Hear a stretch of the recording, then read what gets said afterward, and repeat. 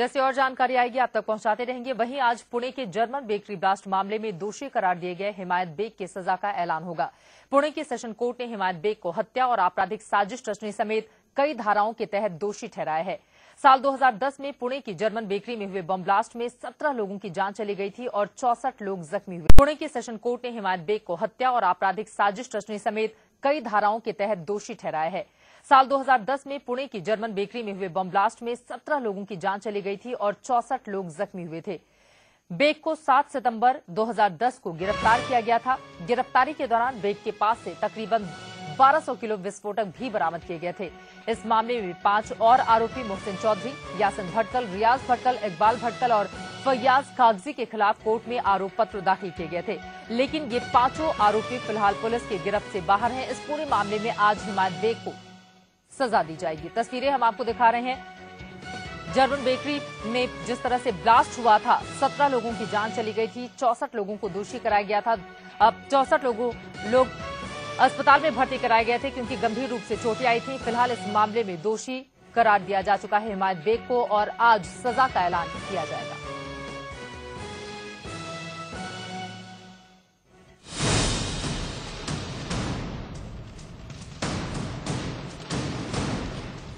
इस शहर को पहचानिए, ये मुल्क का दुश्मन है, गुनहगार है बम धमाकों का। लेकिन आज तक आपने इसकी धुंधली तस्वीर ही देखी होगी जिसमें इसका चेहरा भी साफ दिखाई नहीं देता।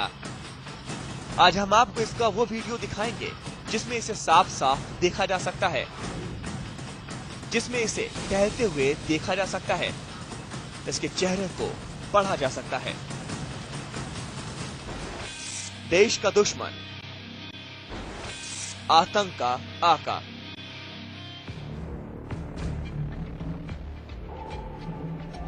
इस शख्स का नाम है मिर्जा हिमायत बेग। पुणे जर्मन बेकरी बम धमाके का गुनहगार, 17 लोगों की जिंदगी का दुश्मन और 60 लोगों को जख्म देने वाला। जर्मन बेकरी बम धमाके केस में गिरफ्तार हुए आतंकी हिमायत बेग का वीडियो पहली बार सामने आया है। इससे पहले पूरा मुल्क इस हैवान की सूरत से अनजान था। महाराष्ट्र के भीड़ के रहने वाले हिमायत बेग को पुणे में बम धमाके के इल्जाम में 7 सितंबर 2010 को गिरफ्तार किया गया था। ये कितना खतरनाक आतंकवादी है, इसका अंदाजा इसी से लग जाता है कि गिरफ्तारी के वक्त बेग के पास 1200 किलोग्राम विस्फोटक बरामद हुआ था। देश का दुश्मन दोषी करार, सजा मिलने का इंतजार। बीते सोमवार को पुणे की अदालत ने बेग को हत्या और आपराधिक साजिश रचने के आरोप में दोषी पाया। हालांकि सजा का ऐलान 18 अप्रैल को होना है, लेकिन इस शख्स की खूनी दास्तान यहीं खत्म नहीं होती। इसके गुनाहों की फेहरिस्त बेहद लंबी है। गिनाएंगे इसका एक एक जुर्म, बस आप देखते रहिए इंडिया न्यूज। हिमायत बेग का नाम पहली बार साल 2010 में सामने आया जब हिमायत बेग को जर्मन बेकरी बम धमाके के मामले में गिरफ्तार किया गया। लेकिन इंडियन मुजाहिदीन के इस आतंकी के गुनाह का सफल साल 2005 में ही शुरू हो गया था। आखिर कैसे गुनाह की गलियों से होते हुए ये चेहरा पहुंच गया जेल की सलाखों तक, बताते हैं आपको।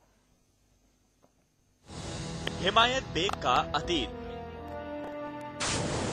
आर्म्स केस में आया नाम।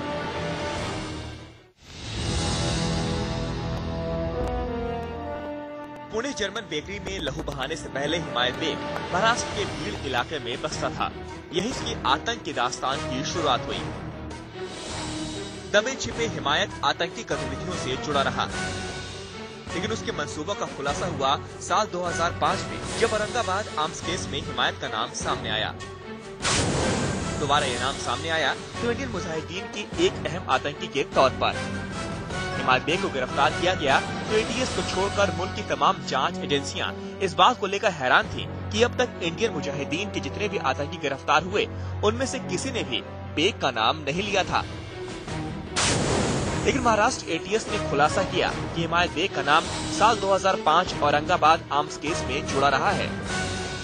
इसी केस में 2 अहम आरोपी फयाज कागजी और रूबी जिंदाल कानून से नजरें बचाते हुए विदेश भाग गए थे, जबकि बाकी आरोपियों को एटीएस ने गिरफ्तार कर लिया था।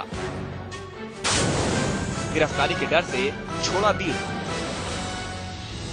कागजी और जिंदाल के फरार होने के बाद गिरफ्तारी के डर से बेग ने भी बीड़ छोड़ दिया था। बेग को डर था कि कहीं गिरफ्तार साथी उसका नाम ना उगल दे। बीड़ छोड़ने के बाद बेग पुणे आया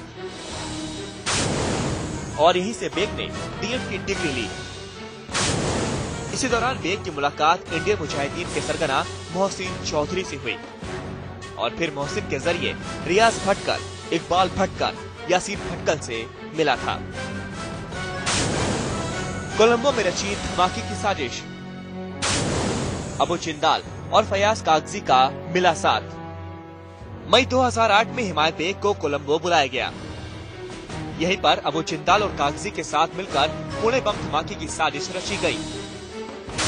इस साजिश के लिए बेग को 2.5 लाख रुपए मिले थे। रुपए मिलने के बाद बेग महाराष्ट्र लौट आया और फिर उसने लातूर में ग्लोबल साइबर कैफे खोला।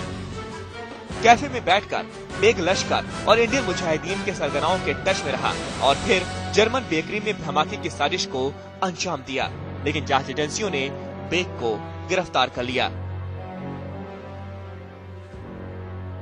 Bureau report, India news.